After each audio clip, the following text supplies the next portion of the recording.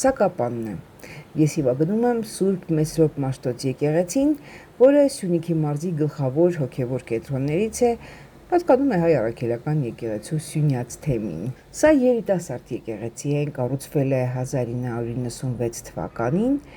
Հիմնակարիոցման արարողությունը կատարել է երջանկահիշատակ ամենայն հայոց կաթողիկոս Գարեգին առաջինը։ Շինարարությունն իրականացվել է իհարկե կապանցիների հանգանակությունների շնորհիվ, մասնակցել է բնականաբար Զանգեզուրի պղնձամոլիբդենային կոմբինատը, արտերկրում ապրող հայեր, կապանցիներ, սա հանրության կողմից կառուցված եկեղեցի է։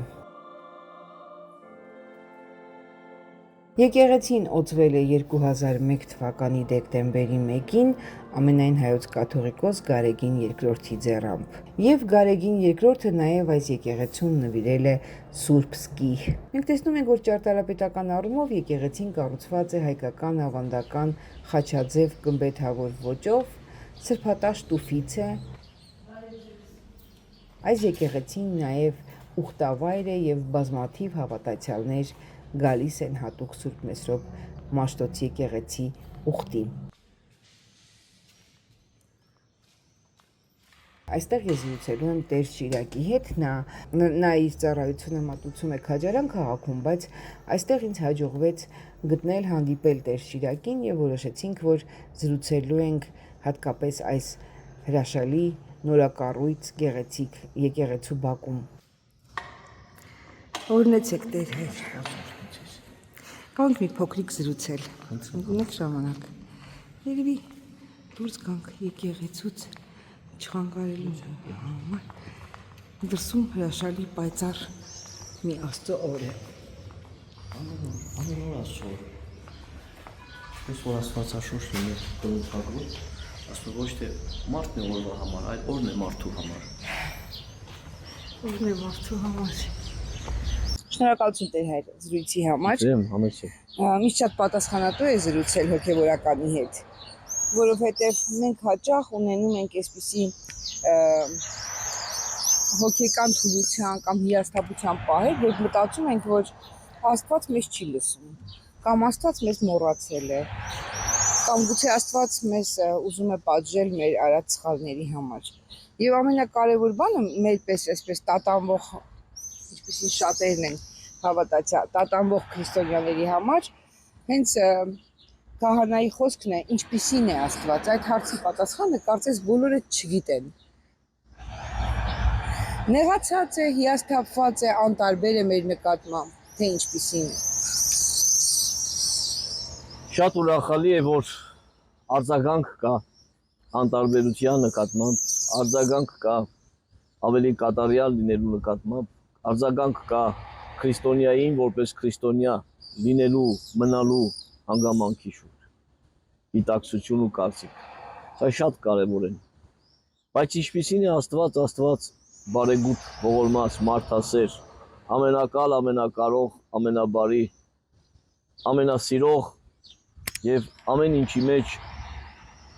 համբերատար։ Ձեզ մոտենում են քաղաքական հարցերով, օրինակ։ Եկեղեցին քաղաքականացվեց ինչպես երբեք, եւ ոչ թե այն պատճառով, որ եկեղեցականները որոշեցին։ Նկատի ունեմ հիմա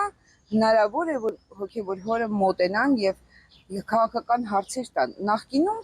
դա այդքան էլ այդպես չէր։ Յուրաքանչյուր մտահոգ անձ հայորդի, հայ մարդ, մասնավորաբար հայ քրիստոնյա, կարող է մտահոգված լինել եւ իր հոգևոր հորից,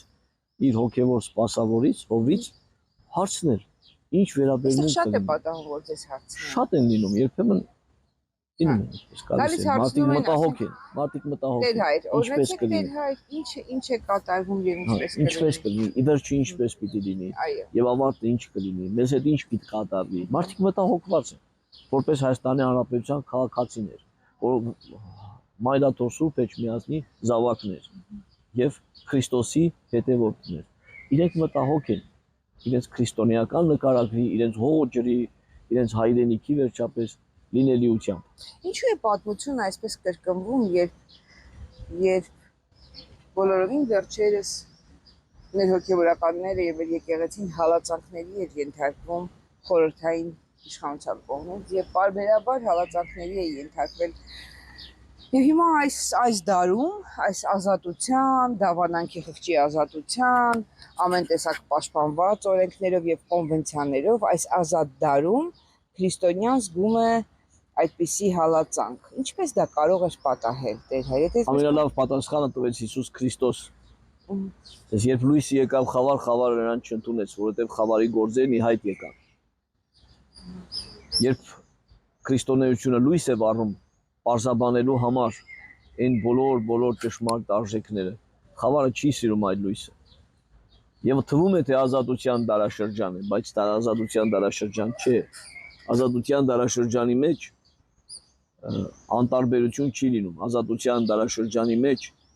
սեփական շահի գիտակցումով ուրիշի շահը տրորել չի լինում։ Սեփական երկրի նկատմամբ դրսևորմամբ հարևանի կամ հարևան երկրի շահերը չեն տրորվում։ Սա ազատություն չի, սա ուղղակի կողմնապահություն է աշխարհի կողմից, աշխարհի մեջ եղող դրսևորումներով։ Քրիստոնեության եւ մասնավորաբար հայ ժողովրդի հայազգի նկատմամբ։ Անտարբեր են ոչ միայն մեր ժողովուրդը, անտարբեր են նաեւ ազգերն ու ժողովուրդները, որովհետեւ նրանք կամայական եւ բացասական դրսևորումներ են ցուցաբերում հայ ժողովրդի եւ հայազգի նկատմամբ։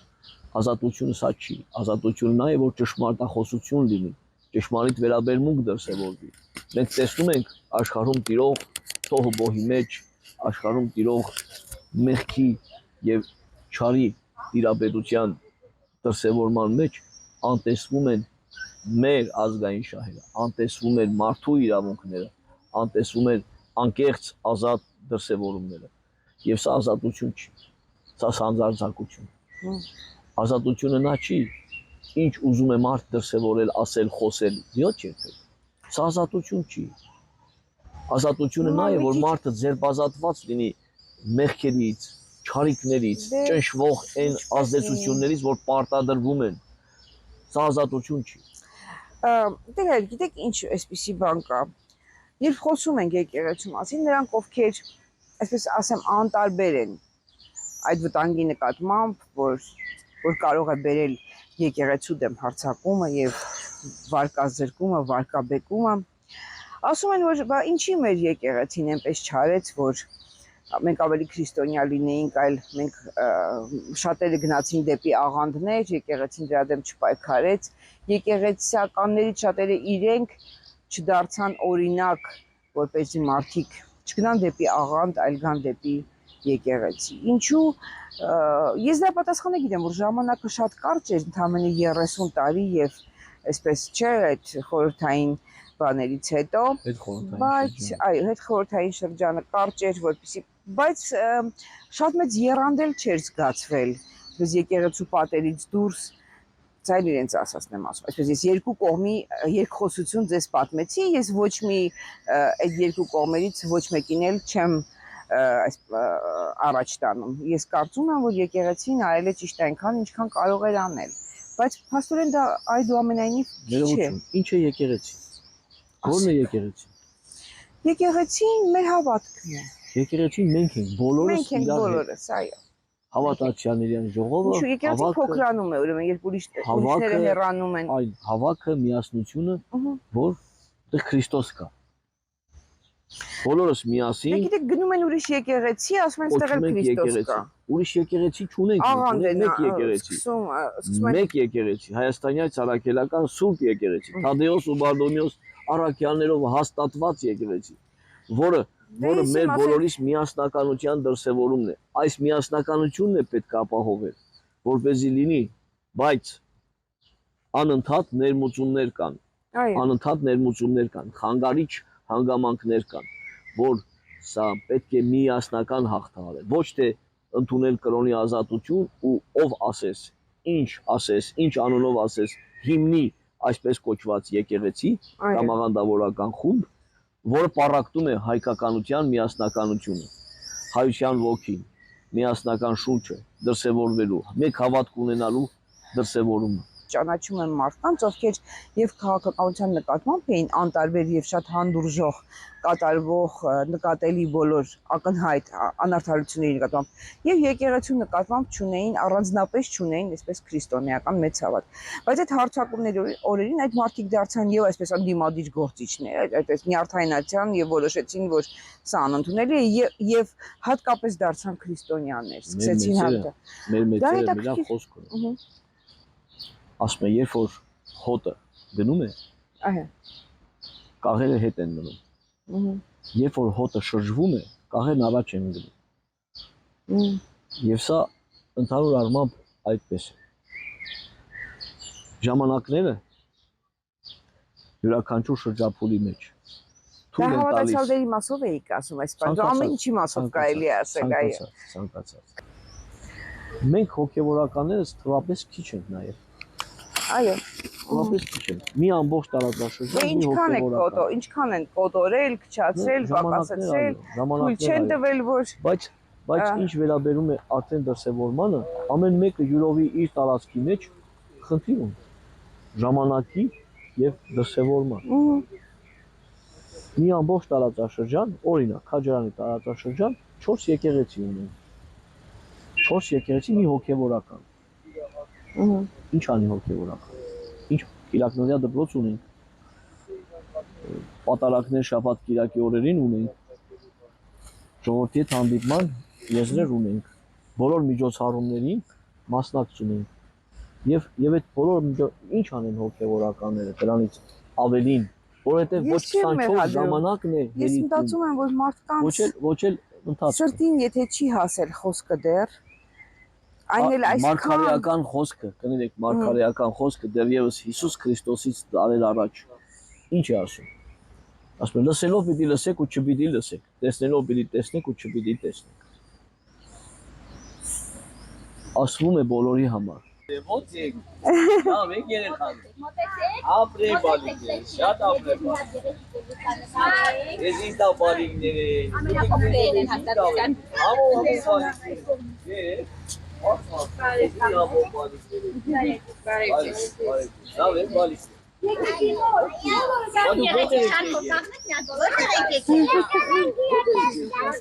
եք եկել։ Ավտոբուսով եք եկել, հա, բայց որտեղ եք եկել։ Ապրեն բալիկները։ Գիտենք, որ մարզից մարզ, բնակավայրից բնակավայր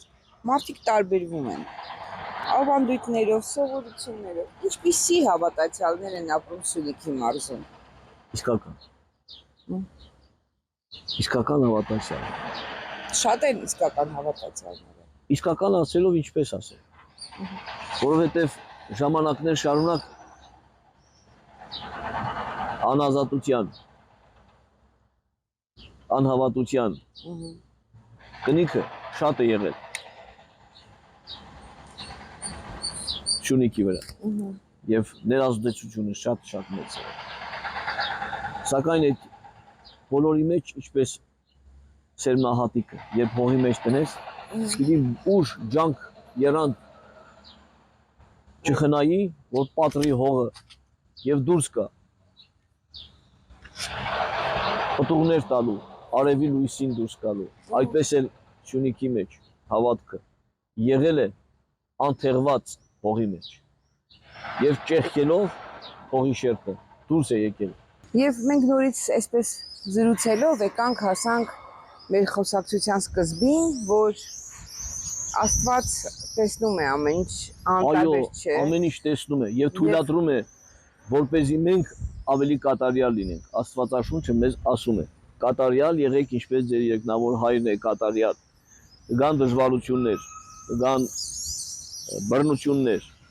եւ ամենալավ օրինակը, երբ 5 կտակարանի մեջ նայում ենք ժողովրդի 40 տարվա թափառումն է անապատի մեջ։ Եվ սա մեզ սովորեցնող ուսուցանող բնույթ ունի։ Ինչու խոստացված երկիրը միանգամից չտրվեց այդ ժողովրդին։ 40 տարի անապատի մեջ թափառեցին, 40 տարի դեգերումներ, մանանա թափվեց երկնքից, ջուր բխեց քարից, 40 տարի չենք դիմանա Տեր հայր։ 40 տարվա մեր խնդիրը չի։ Այստեղ կուլմինացիոն կետը վերջում է գալիս։ Այս ամենը տեսան, բայց դարձյալ չհավատացին, կասկածեցին։ Հիմա մեզ հայերից տարված էր բազմաթիվ 1700 տարվա մի պատմություն, իր հրաշագործ ընթացքով, իր պատմական փաստարկումներով, իր գեղեցիկ ու դժվարին պահերով, իր հաղթանակներով, տոնախմբություններով եւ բաստողումներով։ Այս բոլորով հանդերձ դարձյալ չհասկացանք, որ մենք Աստծո օրհնված ժողովուրդ կարող ենք լինել, որ մենք աշխարհին փոխանցելու շատ արժեքներ ունենք։ Ստակ մի քիչ հետ անին, ապա ստակ։ Մի քիչ հետ անին։ Սում նրանց հետ նկարվել։ Դե շիրակը երեխաներ նայմեք եկես սոնային։ հրաշալի է։ Այն բանականությունը, այն արժեհամակարգը, որ տվեց մեզ Աստված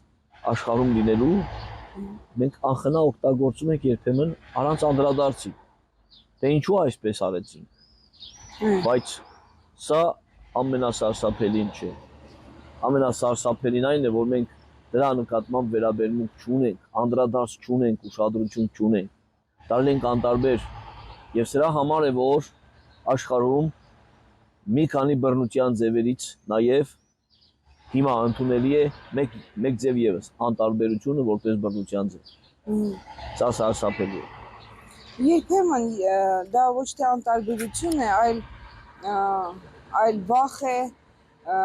մասնակցության հետևանքների առումով։ Եթե մենք նայենք օրինակ մեր երկրում տիրող, ես ուզում եմ նույնիսկ քաղաքական հարցեր ձեզ տալ, որովհետև այդտեղ էլ կա անտարբերություն։ Երբ տեղի ունենում ինչ-որ գործընթաց, բայց հանրության մի մասը ոչ թե համաձայն է կամ դեմ է, այլ անտարբեր է։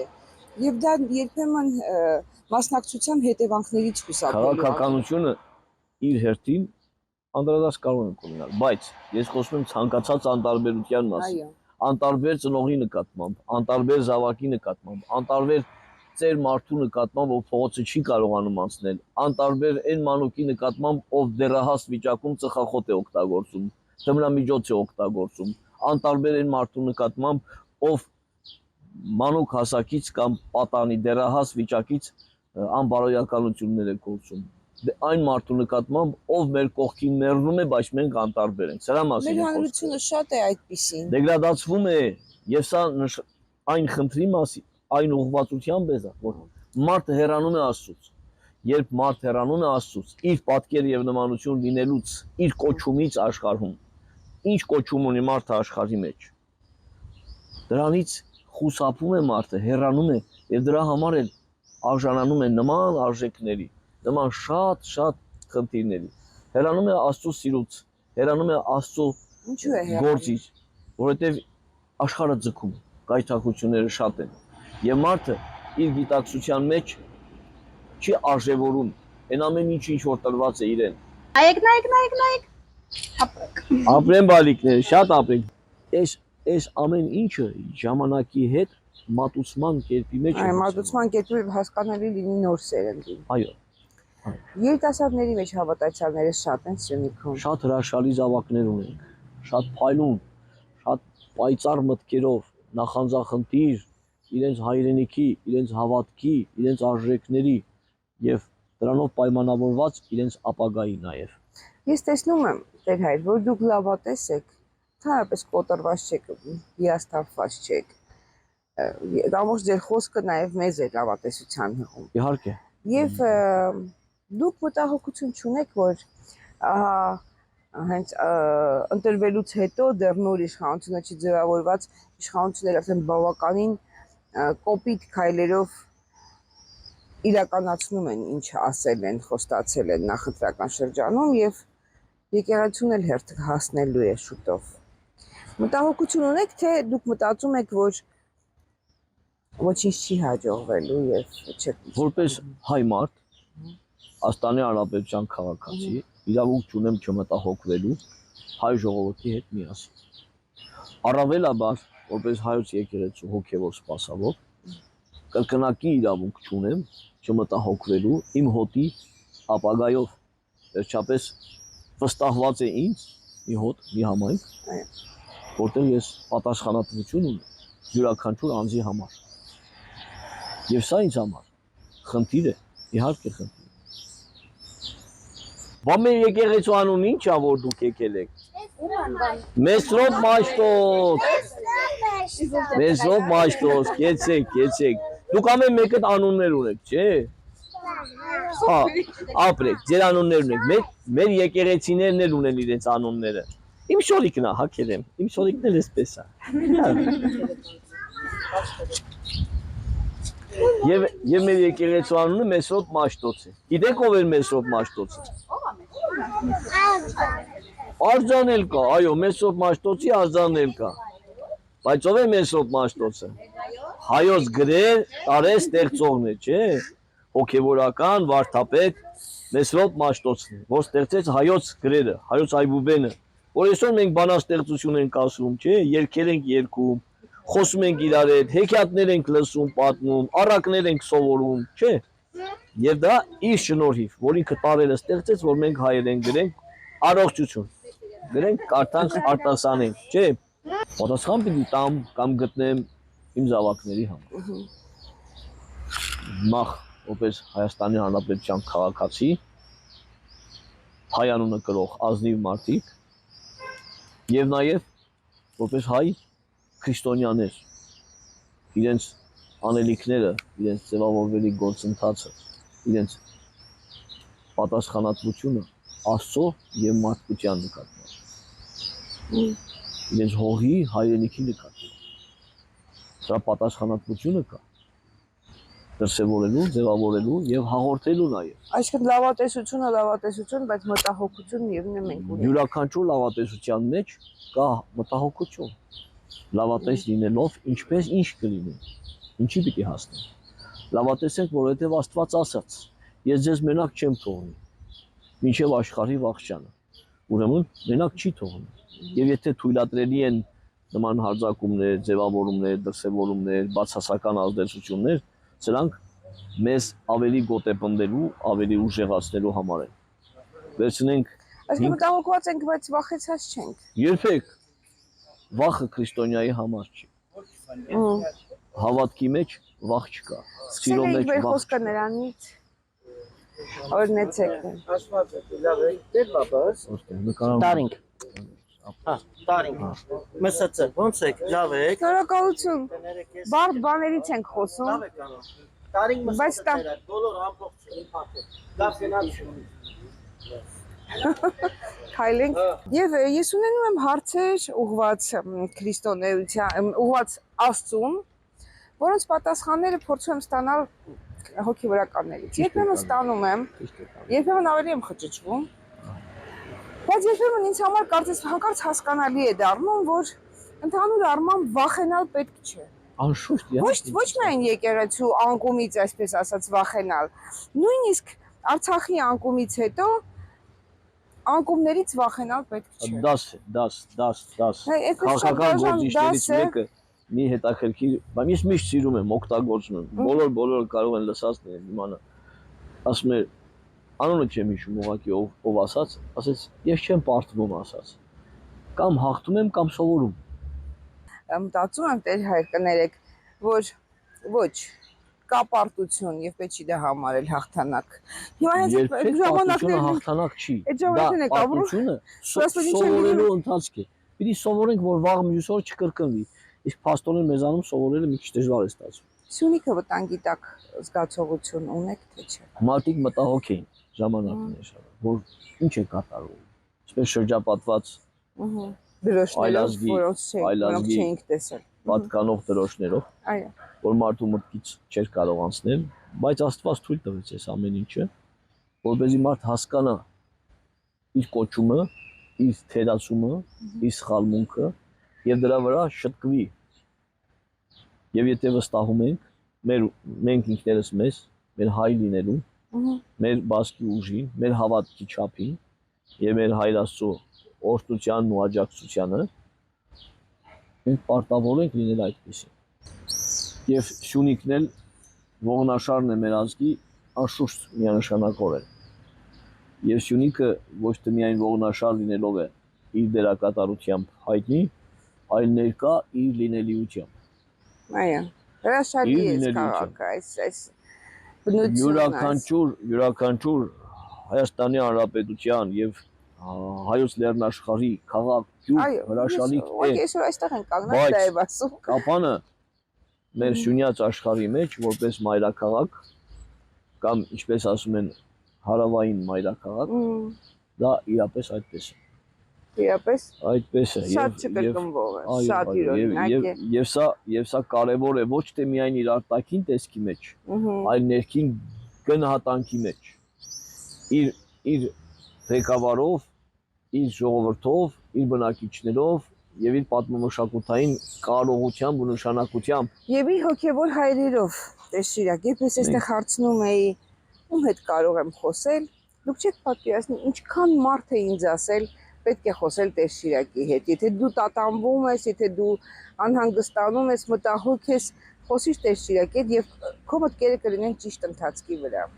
Ես ստացա այդ ճիշտ ընթացքը իմ մտքերի, հուսով եմ ովքեր մեզ լսեցին, նրանք եւս ովքեր լսեցին ձեր խոսքը, նրանք եւս ինչ որ հարցերի պատասխաններ ստացան եւ հասկացան, որ պետք է լինել ուժեղ, բայց մտահոգ, բայց չվախենալ։ Անշուշտ չվախենաք, ասում է Հիսուս Քրիստոս։ Մի վախեցեք, որովհետև ես ձեզ հետ եմ, ինչեւ աշխարհի վախճանը։ 365 անգամ ասում է Աստվածաշունչը մեզ՝ մի վախեցեք։ Յուրաքանչյուր տարվա օրվա համար ասում է մի վախեցեք։ Եթե մարդիկ չվախենան, ամեն ինչ կփոխվի։ Մի վախեցեք բարին արարելուց, մի վախեցեք ճշմարտությունը բարձրաձայնելուց, մի վախեցեք տկարին օգնելուց, մի վախեցեք այն լույսը վեր բարձրացնելուց ու լույսով ապրելուց։ Մի վախեցեք։ Օրհնեցեք Տեր։ Աստված օրհնեցես։ Դու գիտեք հայրերը։ Հա, հայրերը գիտեք։ Մեր ուզածը կատար։ Ապրես, հա, դուք լավ բաներ ուզեք, խաղաղություն ուզեք երեխաներ։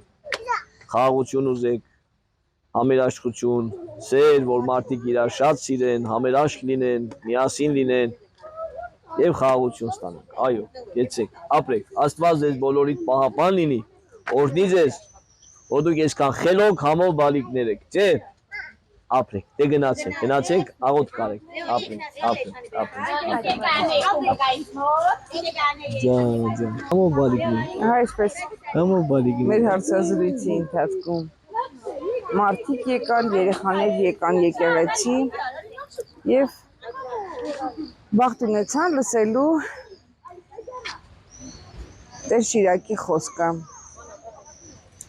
Եվ մեկ անգամ եւս ես պետք է շնորհակալություն հայտնեմ Տեր-Շիրակին Աստծո շնորհակալ։ ժամանակ տրամադրելու եւ մեզ համար որոշակի պարզություն մեր մտքերին բերելու համար։ Այս բլոգը պատրաստեց Շաքե Ավոյանը։ Հուսով եմ այս զրույցը նույնքան օգտակար է ձեզ համար, որքան ինձ համար եղավ։ Կհանդիպենք։